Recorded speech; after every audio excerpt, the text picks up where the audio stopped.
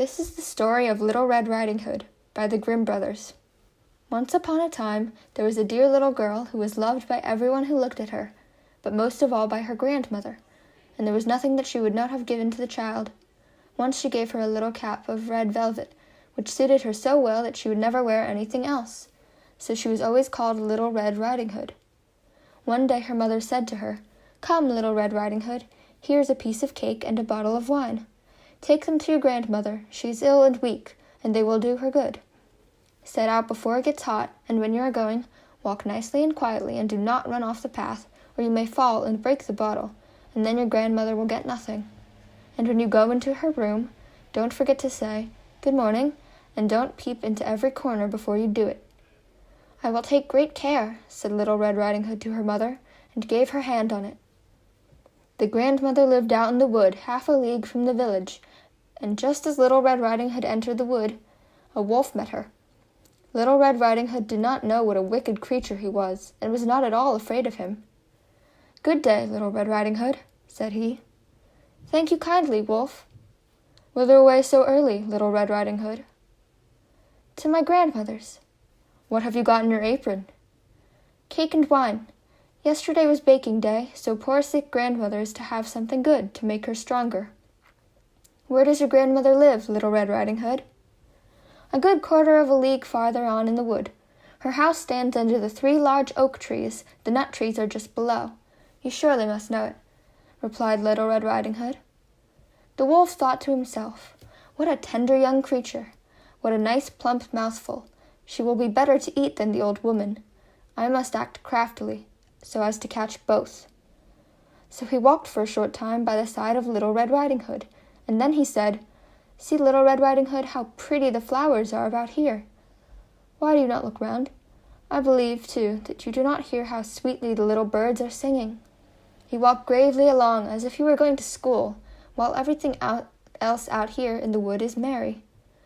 Little Red Riding Hood raised her eyes, and when she saw the sunbeams dancing here and there throughout the trees, and pretty flowers growing everywhere, she thought, "Suppose I take grandmother a fresh nosegay.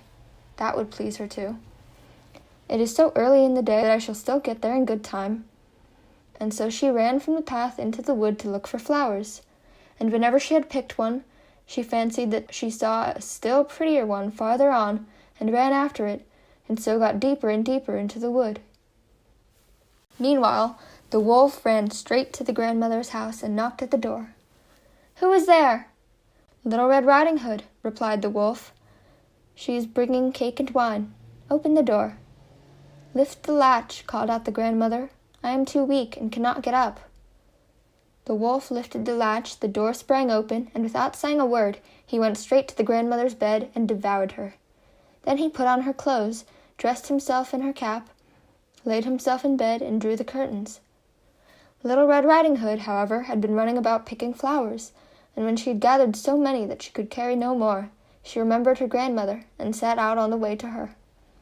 She was surprised to find the cottage door standing open, and when she went into the room, she had such a strange feeling that she said to herself, "Oh dear, how uneasy I feel today, and at other times I like being with grandmother so much." She called out, "Good morning," but received no answer. So she went to the bed and drew back the curtains. There lay her grandmother with her cap pulled far over her face and looking very strange. "Oh, grandmother," she said, "what big ears you have." "The better to hear you with, my child," was the reply. "But, grandmother, what big eyes you have," she said. "The better to see you with, my dear." "But, grandmother, what large hands you have, the better to hug you with." "Oh, but grandmother, what a terrible big mouth you have, the better to eat you with." And scarcely had the wolf said this than with one bound he was out of bed and swallowed up Little Red Riding Hood. When the wolf had appeased his appetite, he lay down again in the bed, fell asleep, and began to snore very loud. The huntsman was just passing the house, and thought to himself, "How the old woman is snoring! I must see if she wants anything." So he went into the room, and when he came to the bed, he saw that the wolf was lying in it. "Do I find you here, you old sinner?" said he. "I have long sought you." Then, just as he was going to fire at him, it occurred to him that the wolf might have devoured the grandmother, and that she might still be saved. So he did not fire, but took a pair of scissors and began to cut open the stomach of the sleeping wolf. When he had made 2 snips, he saw the little Red Riding Hood shining, and then he made 2 snips more, and the little girl sprang out, crying, "Ah, how frightened I have been! How dark it was inside the wolf!" And after that the aged grandmother came out alive also, but scarcely able to breathe.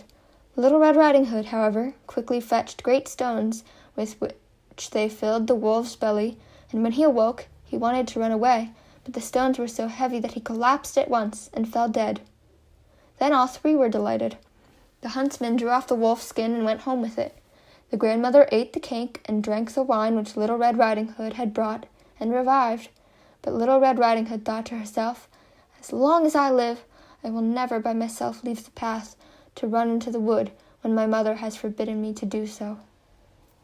It is also related that once, when Little Red Riding Hood was again taking cakes to the old grandmother, another wolf spoke to her and tried to entice her from the path. Little Red Riding Hood, however, was on her guard, and went straight forward on her way, and told her grandmother that she had met the wolf, and that he had said good morning to her, but with such a wicked look in his eyes, that if they had not been on the public road, she was certain he would have eaten her up.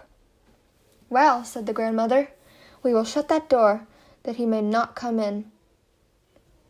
Soon afterwards the wolf knocked and cried, "Open the door, grandmother. I am Little Red Riding Hood, and I am bringing you some cakes."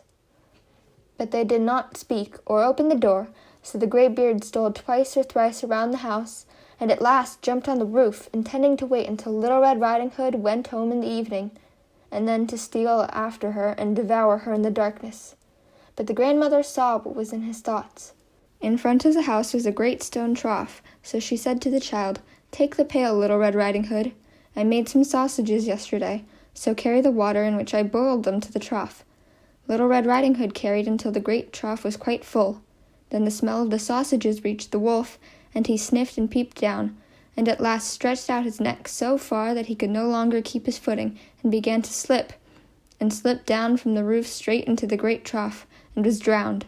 But Little Red Riding Hood went joyously home, and no one ever did anything to harm her again. The end.